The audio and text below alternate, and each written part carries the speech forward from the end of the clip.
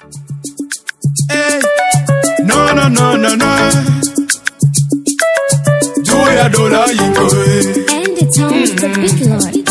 Hey, yeah. Mais ça me quoi si du grabé. Julia Dola Yinko. Mi me gagne si que bene. Et t'as combien ni. Mais ça me quoi si du grabé. Julia Dola Yinko. Mi me gagne si que bene. Et t'as combien ni. Imanye asige, Jacob Nyanyela, Johnny Fly de ma formela. Hey, FM Chevador, hey, Payame Camela des oiseaux, à des oiseaux. Mimanye asige, Jacob Nyanyela, Johnny Fly de ma formela. Hey, FM Chevador, hey, Payame Camela des oiseaux.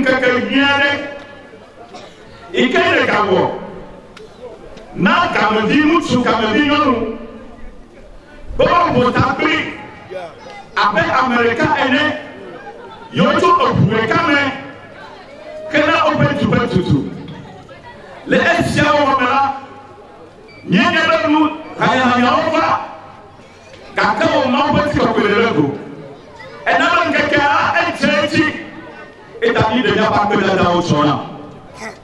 Les FCA, Boubuda, Nyamba Toke, Benabano Sime, Nabo Totoya, Mokatapa Komacha, Eti Moua, et le Wamba Kobasime. Et non, moi, tu peux pas s'affouiller. Bama Boumou et Matounou. Les Eshiaka, Mofou, Katapeanou, le Fofola, et Fila, le Papa Kébé comme. Amen. Alors, il y a quoi dans ça? أعوذ بالله من الشيطان الرجيم. بسم الله الرحمن الرحيم.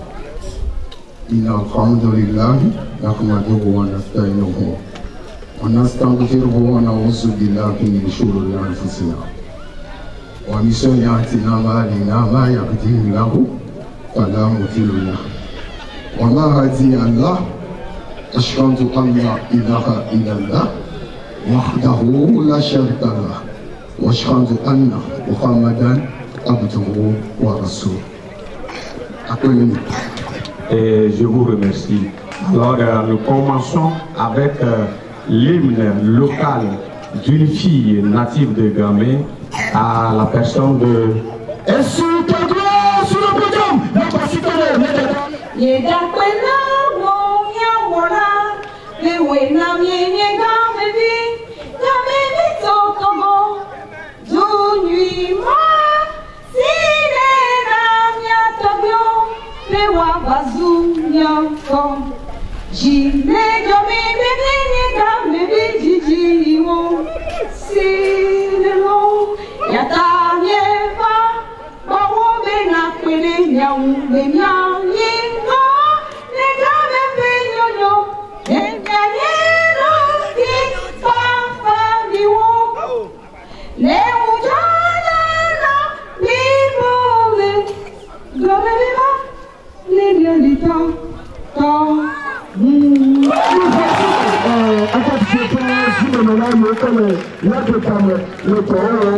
le président, le secrétaire,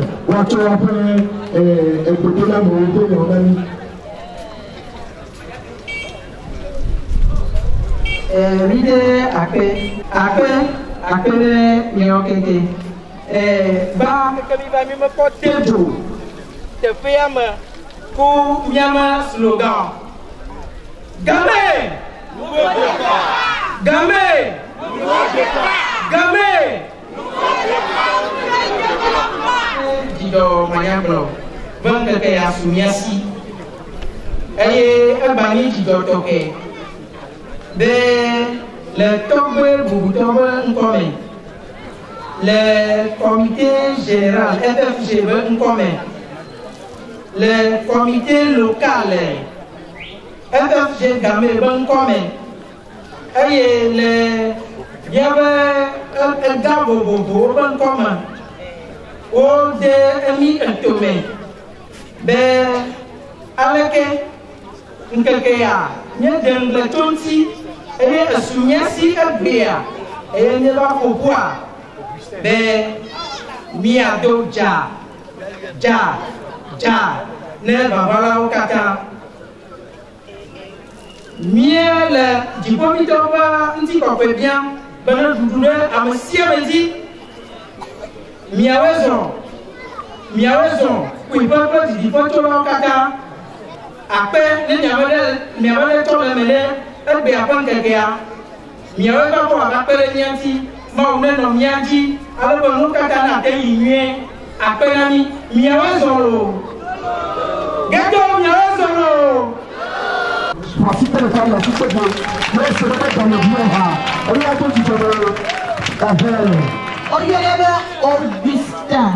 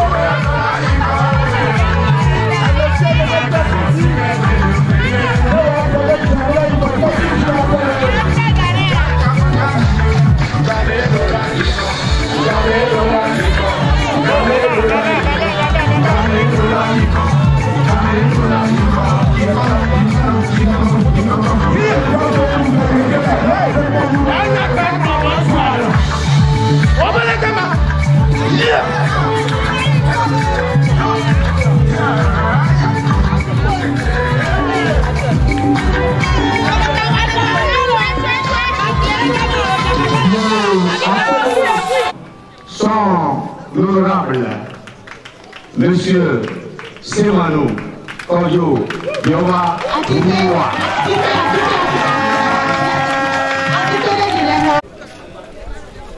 Ago le gamo du quoi? Comme le bouton, moi j'ai tatou. Ogo kata uko chagba gota moni bani. Ela be eni alo ni aya horo do mate gbo so du konti o. Gake ne ni abe wa tuko le de biwa ajebe yakata no ase. Magbado ta flashike ejeje ami ro na no ade o maji ona gbua mi ka hona bukwe na gbua mi ka hona bukwe ke egbe apoke ka ni ache ko be adumo bonwe ni monte alomicho rachochule ilanro gamepo ntinya ani agbale bibo enya dare bibliothèque asa que ni po ne poto boa et il va anticiper allo ado connaît toi et na vie ma katani le dia de comme ya do ta flashine amako se bia kwa mako mo se o cha obe eleke ni gogodoa obena geke eji ogboa na ko mo gba yo cha ogun agama monu eta o do ta flashine ni lo le groupe avait un peuple sans histoire est un océan sans poisson. Du coup, que moi dois pointer yawa, est-ce que à chaque qui me la vie que me l'eau. Eh bien, ami m'a golé, il a quoi, monsieur le deux monsieur le mignon, amène le peu de tout ma mianabe, il me culturé, gamay me agomé, il me donne mon chuma. Y'a gamolé, bah, y'a déjà c'est même camino, mignon. Gamme toni du corps et vraiment de me tuer. Il y avait vraiment de me tuer comme tu Égypte à l'Ibaji. Vraiment comme tu Égypte à l'Ibaji. Et à me souvoir ou avant aux autres non, lac Tchad, ou non tonti, au le Nilenti, au bâti lac Tchadenti, au le Gakma, au bâti fleuve Nigérenti, le Nigeria. Et puis que le royaume du Bénin, et pour pas son diamant, nous en on va nous que tout. Ce que toi, on va nous montrer, et ni les Togoni Gaji, on va nous montrer, et les ni à Gogoum, ou non à Gogoum. Et bien les fjords dans les Zigadebe, Togberg au Colifer, Tamasese Cleper, nous c'est moi, et non Kaka Ao. If you are the quick pain, no touch and the ball, you botcha, a duro, la bag rubber, or top back, a ticono, what the actually do. If over sugar, la agbo, me come here, my colleague, no la globo to father, in yate normally a pack I like on you. A pack my yate no. It a peu cacan, agbo, no vale sugar. A jiro, valewano, no time no. Nous n'y avons dit un président, elle est à mon autre jour, et à Kata, à mon bac, Wachi, Waju.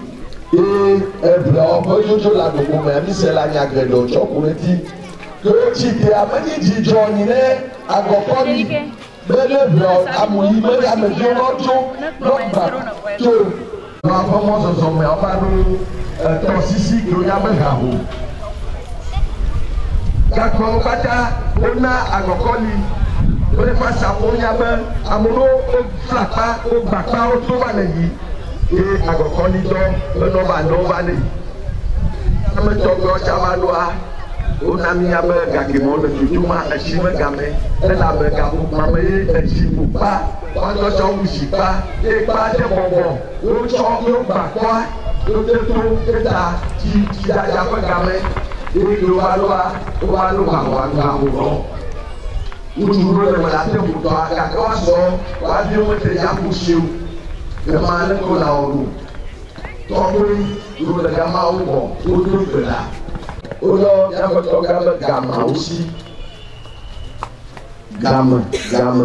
le tɔ atutu me wotɔ awu si tsɔ da ɖe nu ne ke wo do anua wodo gbe ɖa eye kasia nane dzɔ etsia ke le kpɔkplɔ ma ekplɔ atikpo gã aɖe etsia kplɔ atikpo ɖe keke va ɖo ke atikpoa va ɖo koa atikpoa trɔ le tɔa dzi aleke nɔ wo be ɔwɔna be etɔlɔɖɔ yekoe va le yi yeko atikpoa va le yi ye wozɔ nene ƒe atikpoa dzi kekekeke tsɔ tso tɔa etɔa metsotso megbea wokpɔ be ameha ɖo gbɔ la ye ameha gbɔa wonyi agɔkɔli ƒe sɔdzawo keti wa yome ndanu gɔa atikpoa koe trɔ le tsia dzi kplɔ yo le yi atikpoa kplɔ dzo yi ma ame kewo va ɖoa womegbate kpɔ mɔnu atso tɔa atsɔ ti miatɔ yome miatɔ gbeawo yome miatɔ mɔwɔ danua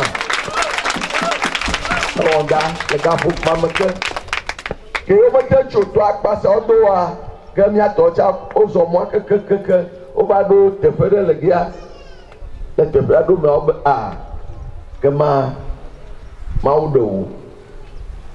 mawu ɖe wo eye kɔnu ɖo li wowɔ ye me ye mia me ʋutu miame nusese ke mi se la le gbeɖegbe me ke gbalegbeawo ya be aʋatrea gama ye aʋatre ƒe ʋutua dze gɔme tso ma eye wodze gɔme ke amegã woyɔ be gamawo si awosi aɖe ametsitsi ɖe le ate ɖe gɔme ne nyi awosi biblia enyi egbe menya ne bodu gbe yelo alo enyi gbe ke le mi do na le gbegbe me gamea tɔtsa awosi ke le sɔ kple akpe mawu li kple mi akpe ne mawu ke tso gakpa me ke gameawo de si mawu wonya be enu ɖe le kplɔla ɖe le xɔnametɔ ɖe le ke ye nyi mawu ye wobe game awosi etso eƒe dua eye eɖo kɔ nɛ be game eza ɖea amegatsotso buwo tsa wogba zɔ mɔa wova ke ɖe dzi wo katã wonɔ agbogbo me nɔvi va se ame ɖe va eva va ke ɖe ŋuti ebe o eya ɖe ke lia ɖe be yi tso yi le gia yi do la va me eye va le gia na ame ɖe kpekpe ke se me kɔ koa ne va ame ɖe se me kɔ koa ne va ame ɖe se me kɔ koa ne va wakpata ava nyawo eye va le gia ye wotrɔ ye wodze dua yɔ be game se va ne se kɔnyi koa va akpe.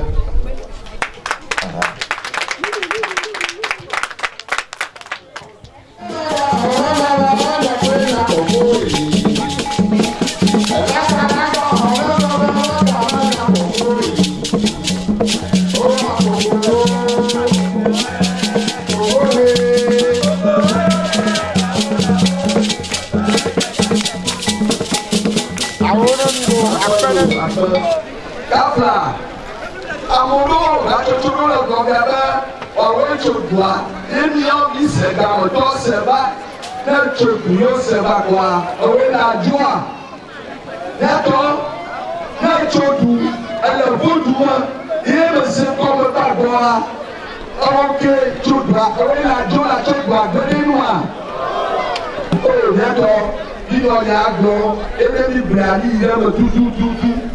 Amewo va gatsotso va ɔgbea be le le yɔ mi le gego dzi eta miatsa mi va nɔ dzia ta ekpɔ ta sio la koli teƒea ma le dzedze emenyi ƒotewo dzi me le wa n'ame ɖe nɔ te ɖe ekpo ta gama ye le gia ela kɔ be ame ke le ga la kɔ ame ke me ta ela be gama kɔ dziwu ge ebe le mi va nɔ kpɔ ta mi va nɔ dzigbea edzia.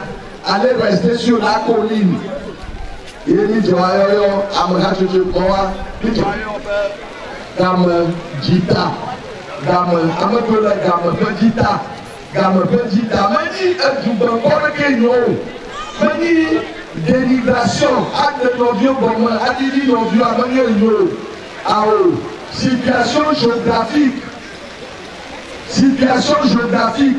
Geto la to sɔli geto lea lɔdi geto le edzia tame nɔvi de to le game ƒe dzi ta ƒe dzia yewo nya ke gbɔgblɔm ƒe dzugbemu miatɔ mi se ganyi le ese va tsa ƒe dzugbemu ede be miaɖe nu kɔmɔ ku gbedzi ɖe mi eye ame wole gama nyɔ wole kekea aleke kɔ agbogbo miatsa wosugbɔ le agbogbo va le kaka wole bia agbeteƒe ƒe kaka le va sum o amegã sugbɔwoe nyɔmeda yɔ vi ɖe le fia woƒe dunɔnɔ mea agbeteƒe kaka le va sum o ede be nɔvi ɖewo tsa la de nɔvi ɖewo tsa la de wova da agbededa me kpeti ɖe mɔmɔwo megbe ne kpeti ɖe mɔmɔwo yi megbe ne ke nu ka ye o ke tsa me ɖo atsi bia agbeteƒe nɔvi ɖo mɔ nɔvi be ela eɖo gamɔa ne eto tsɔ mɔa ne wotsa yi adagbea eto kpa la va ŋu nɔvi ame ɖewo womemɔ dzia wole ava ɖe la la womemɔ nu nuke wa kata na be o ne me tsɔ agble ne agɔ ye ne nke ko tsa me va kɔƒe mɔ ne me tsɔ agble agɔ ne nke ko me va wɔ dɔ ne ame ɖewo tso woƒe azɔ ne keke ne wogɔ va enubala wɔ ne wote wo azɔ gble elabɔ wo atsi agble le wɔ kɔsia ɖeka le wɔ kɔsia ve ame ɖewo woadzi adze dɔ nu la adze dzi aku ke wòava yɔ ke ma ne yi be mekɔ ƒomi ne metsɔ gbɔnyia ɖe láyé lɔlɔmɔ tó bá nàní eye game kantɔ alo game doa dze mama gane miakpɔ le game seba dɔtɔ me kɔƒea miakpɔ ayakɔƒe miakpɔ agbebe kɔƒe gakodzi toƒe todzi dɔnɔwuliwo bese atɔba akati afugadzi mɔtsi edugɔa. Oni gameseba gakpɔ yi gameseba tɔ otsi odzo yi va nɔ agbedemu wa kema ya nɔvi gamedzitawa eɖe kume be yimatɔ wɔ gake woame xexlẽmea sugbɔ eta ma yɔ ƒe nɔnɔme ɖo ne le wo me gamedzita yakpɔ le gaƒoƒoa me katã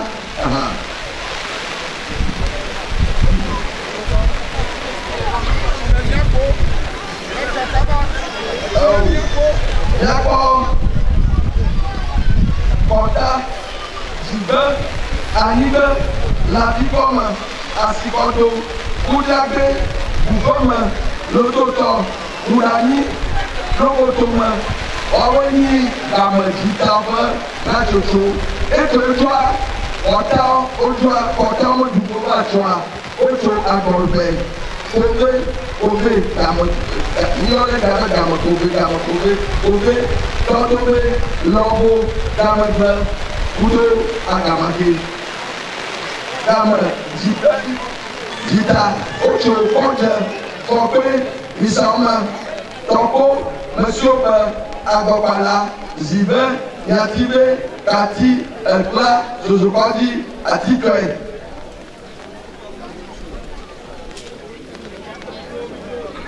Inasema atitwe anyigbe agamanyigbe tsanani kape le titame anyigbe le kape le sebɔme anyigbe le titame gamanyigbea wodzoa wotso gamenyiyi wotso klaba wotso agbodzepo wotso batume wotso xevi kɔme wotso lavi kɔme wotso agɔƒe dzitɔ atikɔlɔe.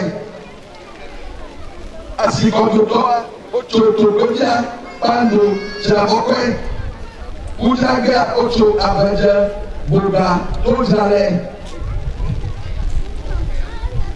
eʋuvɔmea atso kotsokɔƒe agodzekpoe le miagbɔ ke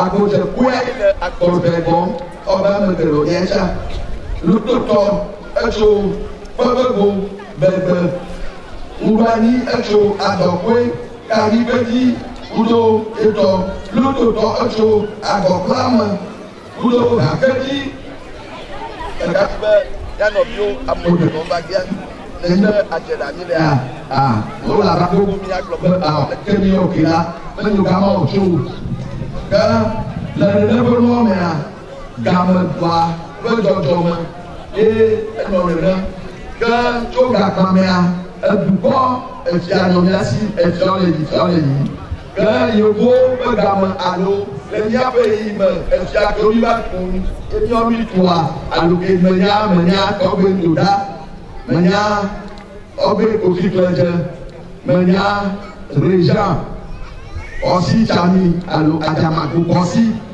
menya efia ŋdoɖa afamelɔ jemes enyiyɔ be Ghana eye ke Ghana bakua menya régent agbetɔƒe eye agbetɔƒe lania ibatɔ ɖo efia kemi ɖoa eɖo eƒe ʋeʋla be gbagbe be egbe kemi ya ewɔ ʋeʋla vɔ ɖeke eɖo anniversaire ʋeʋla vɔ ɖeke vɔ eyi tɔgbe agbohenyo Alex tɔgbe Emilia nuglo le dzɔdzɔm ɖɔɖɔɖɔɖɔɖɔ eva ɖo zikpuia dzia eƒe anyi gblɔ nya ɖe be mon peuple allons lentement car nous sommes pressés. Kameni canton le 1902 et eduke bata me yɔ fifi la kia wonɔ edu eta blate wɔve le gaƒoƒo kpame ɔyinɔ game canton me bɔn edumɔ bia ɖi foto ku ɖe me nutomoa wole alɔfametɔ bladre eyi edumɔ ɖo eduwo va dzi ɖe me bɔn ɖe ne mi ɖo mianɔ kɔƒe bɔl gakpa bia ayakɔƒe nanyitsa ɔbia ɖe mi ɖoa miakɔ tsitɔnu miakɔ ekplonu eye kablɔ le miakɔ lamatesiwo miakɔ agadzakɔƒe kɔƒewo le gbogbogbò egbea ɖe ŋgbe game me katã anɔ gbogbo anɔa miakɔ du alɔfatɔ bladre kɔdzibɔ yeme ne ƒe nuvɔ be game me katã wova me ɖe akpave agɔlbɛ xɔ akpa ɖeka agɔlbɛ zu katã vea game tsa zu katã ke agɔlbɛ me katã ku game me katã game ɔkoe eye mi tso le via game me katã yakɔe le gahomea game katã ye me ye akati me katã dogo le katia game me nɔ tsa game maka ɖo fia wole adume préfecture me yakɔ kati zozokɔdzi mesio be misame kɔlɔ agɔƒlame edukɔwa wonɔ game meduwo nyi wotsi agume eduɖodzi game du gake gbea wotsi hahome yakɔ tsravɔkɔe yakɔ batume yakɔ edulo le gakpa abedzateƒe ɖe game meduwo nyi wotsi hahome préfecture me nene game meduwo wotsi gaho be canton me ŋutɔ tsa eya gaho préfecture me le gaho amegago dzia ne mi kpɔ yɔtiga kudo eduɖo le miagbɔ gakpɔwa game meduwo wa egbea wotsi gaho me préfecture me kema egbea miagameawa gametɔ mi nyo gameawo mi nyo enɔ yɔ gamea mi kpɔ dzidzɔ be dukɔ gamewo to eveawa evea ɖe be mi kaka numea ele gbetomi le dodomea vegbe eɖe fia be tso gbe ɖe gea ne yɔ gblɔ be mi le Egypte ma nyigba dzia tso gbe ɖe gea mi le do vegbe enu yɔyɔ ɖo le gea mi le yɔma ya bi ase be ɖe nukuma be yɔnɔ ɖe gɔme kekeke ya tsɔ kɔ ɖe ŋu mi le yɔ Yesu ŋkɔ ke le gbɔ gbata mea Yesu ke yɔ la ebe ɖe nu ke nyo tsɔ ke ŋu ebe Yesu ye ɖeka ko su me la dzia eye ɖeka ko sua Mawu amewo be Dieu amewo be Allah amewo be God amewo be keleke miami be Mawu egblɔ na mi be ŋkeke aɖe be ebe iwuwo katã nu eye nyi Mawu eye wuwo katã nu amegbetɔ tsa anyigba tsa ati etɔ mesia Mawua ekplɔ wɔ ye gbegbe wonua etsɔ gbɔgbɔ de wonu akata wo le agbedea Mawu iye histoire mi le si woyɔna empire du Ghana nínú ọ̀tẹ́ mi àti ẹni arúgbó sẹ́wé agbọ́dọ̀ sísè káyé sí o ní àgbà oyọ́lá ẹ̀lànà ọ̀làbẹ̀ Ghana alùpàdà Ghana ní àdá pípí Ghana kìí yọ́lá nínú ọ̀gbọ̀nla nínú Ghana ẹ̀bùrọ̀ mi làásẹ̀mú ẹ̀yìn Ghana ẹ̀dá ọba oyọ́lá ọmọ àpèrè ọ̀rọ̀ gàkọ́ ọ̀bẹ Ghana ẹ̀sà àpèrè ọ̀dẹ̀ la pípí Ghana sàpèrè Ghana. Awo yi Ghana n'ame fia va tsɔ le game le abe yitɔ Ghana yi yibɔ Afrika afi du Mali Enyebe kakemeye Soujata Keita Kusuma Guru Kante Ola Grama Soujata Keita le Boré Mali Ben Octo Dogo il allait et d'ailleurs et aujourd'hui et d'ailleurs le nouveau vraiment une homme il faut que quand il y a une et de camion on commence des siècles et gamme le tutoir dans le bon 1720 1720 on a dit elle avait un grand bateau capitaine un grand travail de midi un grand pour 360 000 anniversaires de l'itinéraire et on va tenir un peu de la Coco 1720. 1720, il tient le midi pour Gawa. Donc, il y a quoi pour le gouvernement de la Coco. C'est dans la première moitié du XVIIe siècle. 1609, il y a eu de la Coco. À côté de nous, le moteur de Demi-Diagouli, Demi-Diagouli, Pata, il y a un peu de Pido, il a combien il y a autant de kilos. Après,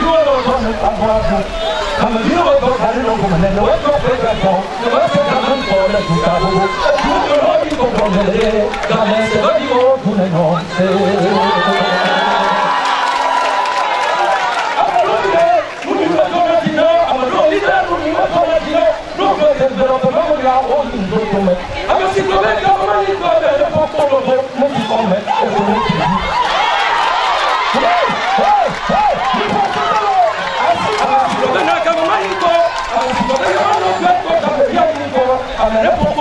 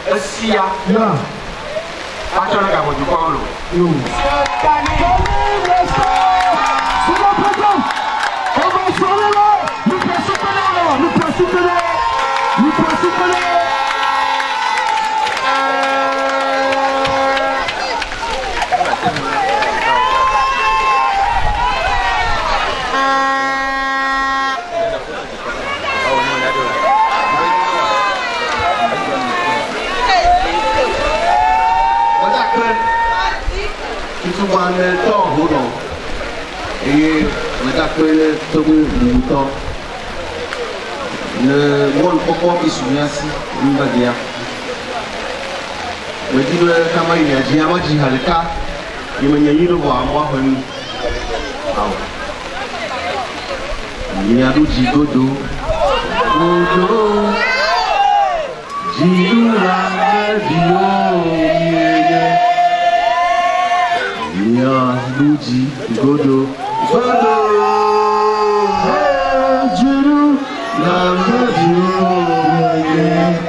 ok, pour le FFG, moi comme là, ni de après la monsieur et il y a souvent une nation. Nous que comité n'y a pour là, il en fait une FFG a mis dans le blanc, manière politique de Hayo, manière churchy de Hayo.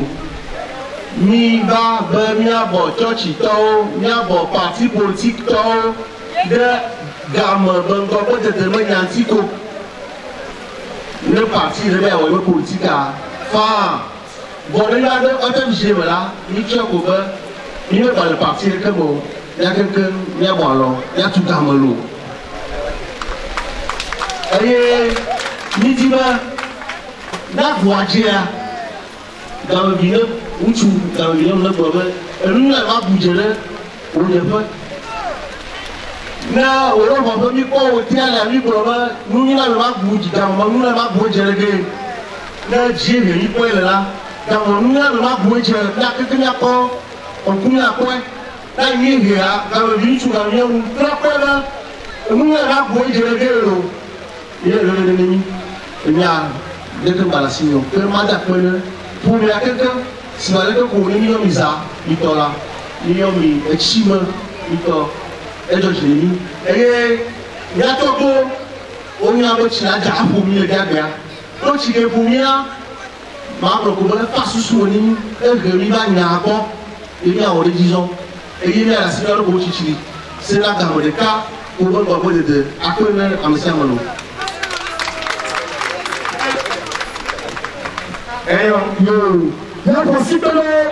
la possibilité président coup coordinateur. Elle a réussi à me dire à 20 millions la tonne à l'émotion.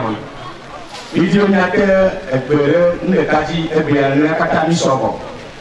Mais moi t'as mis tout goût qu'on a amené ni va. Elle a tiré des amis brother FFG. Par exemple Thomas High FFG. Manière bien toyo. FFG manière association yo. Manière groupement yo. Comme nos brothers FFG dans les fils et filles à Oba Gamadi tout Gamadi non. Gane Kero, Mukani, Mukamanyoa, Oba, Toto Siloda, Silolaka, Agotaba, un cancer à Notamose, Mukasoloa. Et tout est béatique à Notokea, Oma Magorami devant au secours le voyer à Moda là-bas, il m'a de Togo, comme c'est bon. FFG dans mon climat. Il bon. Voilà, ben, il vous propose de bien dire, non, non, il y a le câble, si ça, il y a quelqu'un qui va prendre la mer. Elle doit quoi, elle doit assis. Elle pas. Non, mais la si ou pas, non, non, que c'est le manque ou quoi, c'est la origine. Mi pas quoi, elle fait j'ai tombé. Erreur. Infraction. Non, elle fait j'ai dans le vin tout dans le vin, non, après. Yo benda apa ni nyato kota. Ujiba ma cobon pokok ya mata apa ni nyato bui siap buto. Mata apa ni komersial. Benda apa ni nyak fufu tu le duyame kɔkɔ dede me nyawo wɔ huhuhu eke wo kpakɔtɔ le mianti egbe le kpekpe ɖe mianti alo mi le wɔ asi me le wɔwo ƒe aɖaŋu nana amewo ta gbedakpe mabadakpe ne miame président kudo miame coordinateur gbedakpe ne comité local eke meɖoɖo wowɔe be egia mite le via ne ame ɖewo kpɔ akɔmea wɔ se me peke ametɔa enyo wo akɔmetɔ wòa miadakpe ɖe me nyawoe sebeleke ko fofo nyewo wokplɔe do kɔfi alea ega fige menyi association eye ame ɖe agblɔ gamevi ɖe agblɔ be yi me le mo ne ebe nyi gamevi kɔa ele ega figea wòtsa ele me eɖo appareil ele me eye miabe taɖodzinu sebeleke ko mi le gblɔ ɖea enyi edu kia me ŋkɔ gbɔdzedze leke miawɔe miakpata miabɔ eye miakɔ miame dua ɖe dzi ta wɔe be miame enuwɔwɔwo mea miedzra be miatɔ asi ɖe mialé ŋku ɖe ŋuti miakpɔ gbɔ be enyi wɔwɔ le dua nazɔ li le ŋuti miazɔ ne nya be miade asi gomea miade asi gome wɔ se be taɖodzinu kia ŋuti mi le yɔwɔ ne gamevi ɖe kpekpe eɖo ya wa peke do megbea mexɔ se be mi nɔ te ɖe dzi le dzia eye mi li tatam mi le susu ɖewo ku ɖe edua me kuxe ɖewo ŋuti kuxea eɖewoe le nyi gaze mele dua me eɖewoe nyi etsi mananyi mia nɔviwo me sukulu menya ele nyi dɔ sukulu livre kpetɔwo mele woasi le sukulua o nyɔnuviawo wole fufɔ eye woɖo sukula mati ɖe do mi le susu ku ɖe enu yawo ŋuti ye mi le susu ku ɖe miame asi ke wotu ne mi ke eke va de asi ɖe gbɔe mi mele ɖi mo wa leke miawɔe ɖo kaƒe asia la ɖi o wa le leke me azɔlizɔzɔ mea magba da kpe ɖe tɔgbe ke ɖe me aɖaŋu nana ame leke ko ele ʋuʋu ɖe ne mi xɔ la mi gbe sia gbe ko si be leke ko mi nye ne be amegbetɔ me azɔlizɔzɔa aɖa afɔ ɖeka hafi la ɖe gbe wòa mi va lé ŋku ɖe enua ŋuti kekea mi gblɔ be o eke anyi tsɔtsɔ ne mi eke miate wɔ do ŋkɔa eye le nyi mia nɔviwo me sukulu menya wòa le sukulu menya ma kpa godzia miame sukulua eke wotrɔ nu fia lycée ke nyi collège ku lycée wo wɔe ne mia mi kpɔ be sukuluviawoa livre mele woasi tutu o wa numokukuwo ku tsitsawoa mi wɔ livre ko hiã veve mi wɔ koma kɔnta kudo tsitsawo eye miawo kpata ke nyi gameviwoa ke mi wɔe ebi do ɖoɖa mia gbɔ koa mi de asi me ma gblɔ be egbe ke mi le gea mi ƒle livre wona lycée viawo livre ko wo be hiã le sukulua koa mi ƒle na ke me home le nyi 278 000 mi gba veveve ɖe ɖo be miama zɔlizɔzɔa mele tsɔtsɔ ne mi tutu si be leke ko mi di eno ko mi va wɔ susu be kɔmite ɖeke kɔmite mele dua me ŋutɔ se ŋu te le dɔ ɖe wɔm tututu o wa mi va wɔ susu be ne la nyoa miaɖo kɔmite local wa ma gblɔ be mi va trɔ asi le ŋuti eye mi ɖo kɔmite local ne gbea nkekea le lekea mexɔ se be kɔmite local abe agbagba dzodzowoa gbogbo tɔwoe car il y a pas si peu car comité local yo ni dodora sirula mi anono chago nani ba kuhe ni ko ba nu vevere jore dio vo ni gamavi nu te po wala ni gamavi nu te po wala nan vevere jore dio mi gbara no ne ma mo ti aye ni we ne gamavi do de cave to va ivo eni dore ki iwo wa mi possible il faut que il y a toi des arrêts à mon possible il y a le chicha et bien le gifia quoi me dit ma bata que il y a fofo il y a dada et toi préfère non il y a de et qui a eni azoli zozolo et il y a fofo il y a dada ro okumi o bota que non et il y a okata doni ye FFI wo ko amo khasebe peke mi baje alo peke mi baje ya o hasedi nya ba o nene kwa ni mai diga ko mata kwere amasia mo di ma ba o yoyo le gamo vi le pepe be dumia no ye nya tewe mama no nya dogo sebele ko ko blere ya mo politique o du monde qu'on va des loups.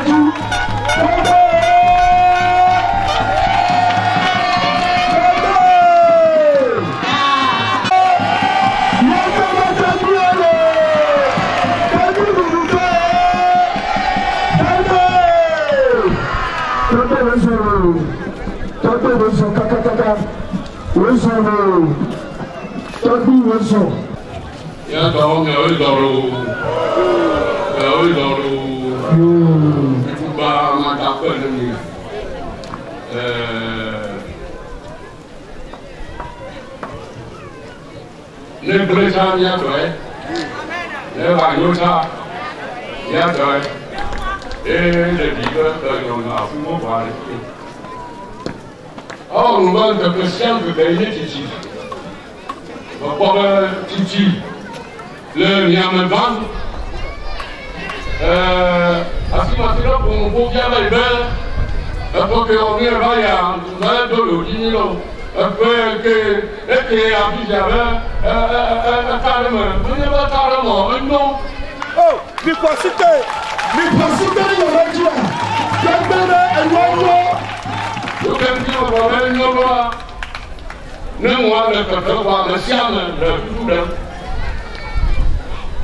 le siam, là, le fou. Donc, il y a un tour, on va venir voir. Maintenant, nous devons nous manier au revoir. Quand nous disons, quand nous disons, nous devons aller. Nous, quand on est le gamin. Nous, quand il y a le gamin. Il y a comme dit, il y a les nous, quand il y a le war. À mon point de vue, il y a un peu de war. Il y a la politique que nous avons fait. Donya woda si le ye bonya bo amakamele nya munyo amakamele nya munyo odo munyo ko de dale ko muwe ka ko de dale ko mare ko muwe a ni makale ni le nya ka mo more e munya ko ni ne ma de ra ko ni le e bia ma ni no ti ke ni wa amo su bo bro no bo ai wa a ore ha na no ko ne va pas n'importe. Les pépés qui là-bas, quoi. Et les pépés qui là-bas, c'est la mère qui va faire. La mère là pour nous bien faire. Et il y a un autre plan, bien, il se coule là comment. Oh, comme ça va au pied. Et là, il va faire ma mère faire du mieux, faire qu'on a pas de à la clé. Et le coup, on a eu les seigneurs non commun.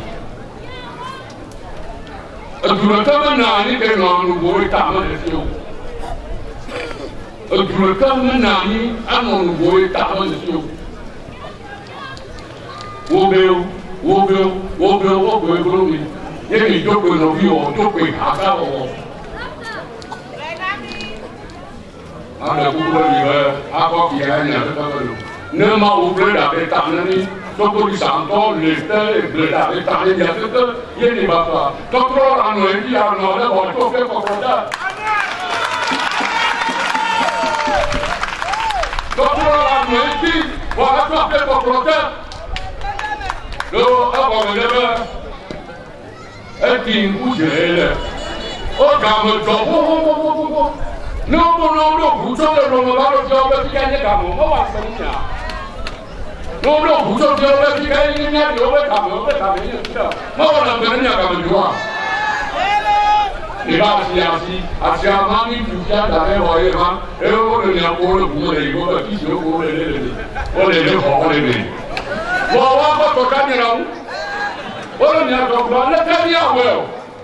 Ke ma ba lu ke ni sa wa lo ya ni ni wa. E do ni na, bo ya ko ni se ni ko ko ba. E do bi lo no ni ya ma. Nya to le ha to me ni lo ha to nya ku ni ka ni me wa lo me nya more lo me nya mo le do de o buru mi le do de mo wa le do de mo wa ha le nya wo mu ke nya wo le ni mu na mo lo ko le nya ko wa wo nya ka mo to mo wa nu le wo nai ye nu ka e do bi ya e nya do yo kwa le nya ko ko do to pe. Mare kukule mi ba ma ule na mi muse. Elu ko ule kula. Ama ke ato kuto mi ba mi ma we ato la le to ko. Ama ke ato we ga me ya ko ke aka bala ma ko ka ke aka ko ya ko ta ke ato ule ya. Ele to ko. Bonemba. Enyo to ke re mikro ke re ba ma no le ni la ne to ma ko. Akora ni. Ya ba ko you possible that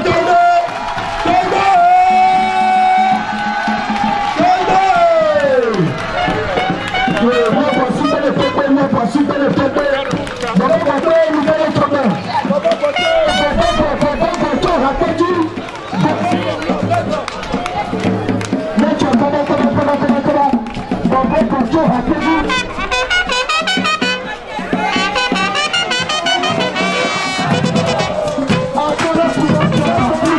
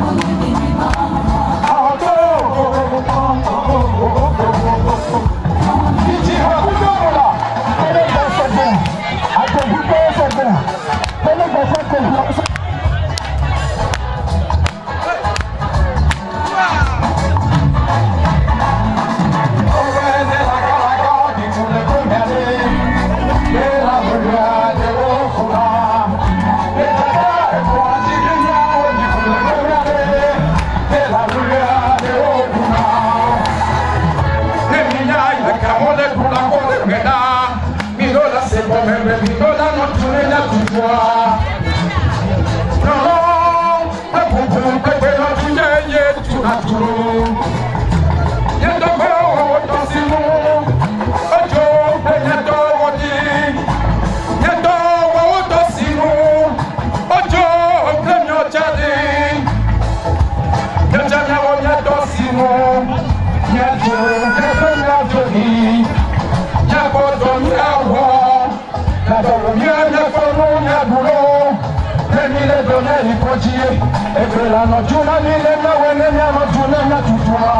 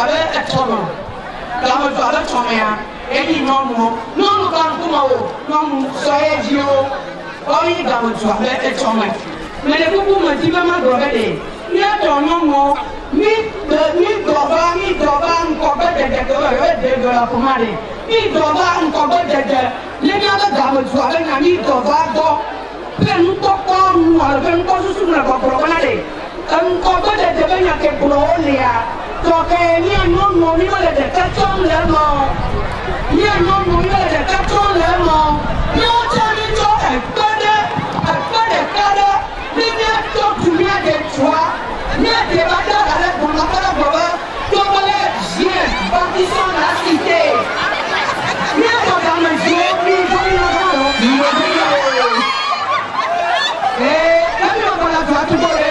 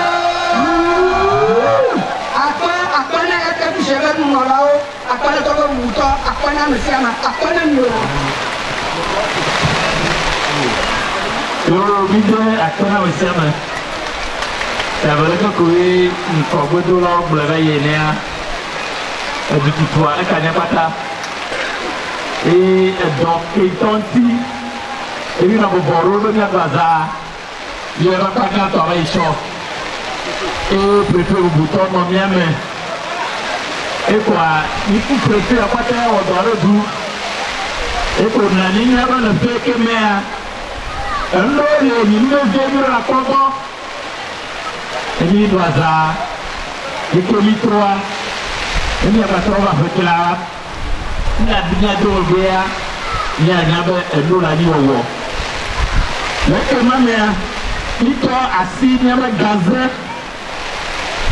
be nyaoji eni dogo efia me anya tu gazo le kame ni ko wene ni ado edusi adwa me kame maintre rakeji ayakopo maintre ya ni ko we kokoli wudo awizone mi efia me ani anote egberi kokore gamao ni aji abukoye ado nebe echibe nya efia me ani akogbo ni awodole echibe nya nti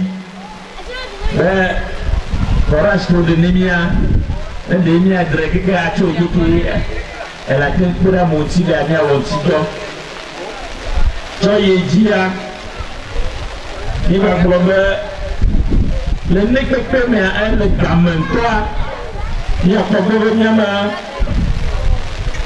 comme ça dia be nyawa ni atemu akogbo ayin nuke anote pe ni acho ye jia ni ba asi be nya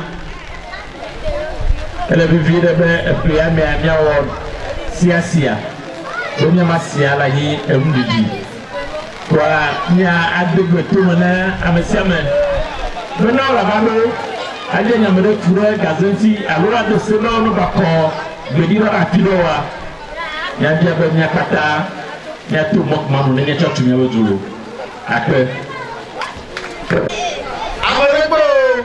amarego gabaratu no yes président Manchon Boboa le comité FFG comme le matapene amesiam le était moi.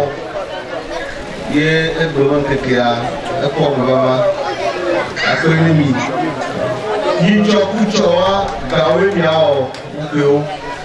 Mais par exemple maman par bloquer l'ennemi fort nous doit coucher le bénin retiré. Il bloque gamme que lié c'est quoi le il après l'ennemi quoi le repérer gamme nous la mi quoi la cheva.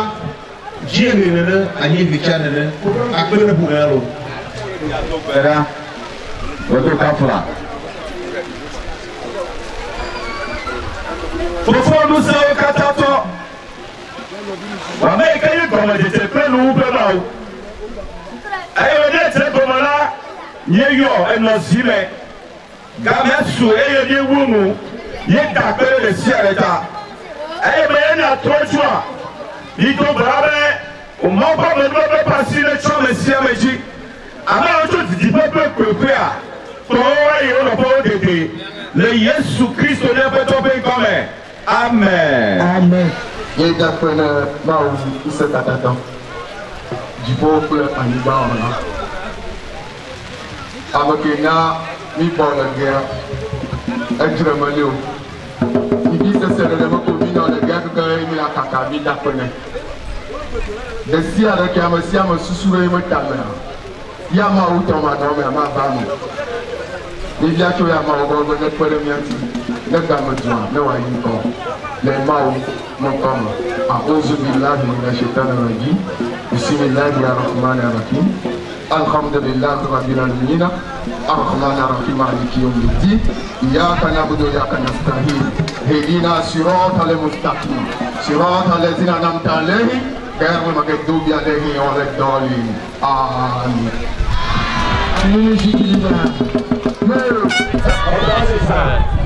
De réunir tous les fils et filles du canton de Grand Gamay pour le développement. Et nous sommes, on a constaté que nous sommes un peu en retard sur tous les points.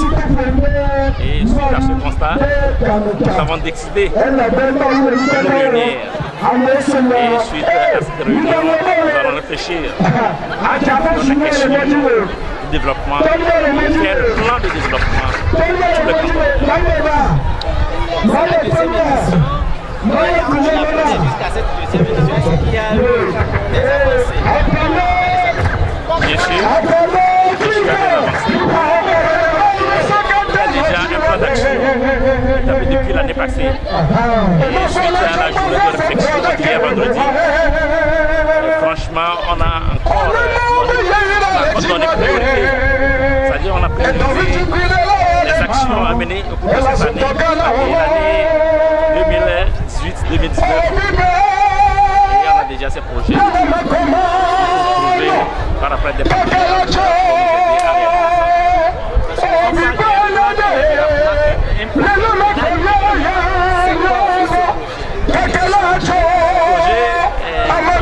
C'est un projet qui est effectivement et il y a le projet de construction de la terre, le projet de production d'eau. Je pense qu'il y a des points. On a déjà l'ouvrage et on pense comment canaliser pour desservir la population. Mis à part ça, on a le problème de centre culturel. Et cette année, nous allons aussi, avec l'aide des partenaires, et ça va construire un centre culturel pour la jeunesse. Est-ce qu'il y a choisi pour cette fête? Oui. Cette année, on se thème fils et filles apportant des pierres pour la construction.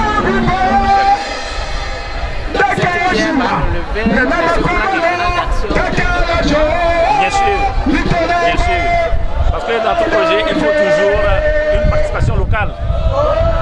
Et suite à cette contribution, des fonds demandent des fonds. Donc, une contribution, la participation de tout un chacun. On peut demander à d'autres de cotiser, d'autres de servir. Donc, ça là, c'est toujours la terre. Tout le monde demandera à un fils et fille de celui c'est sa part.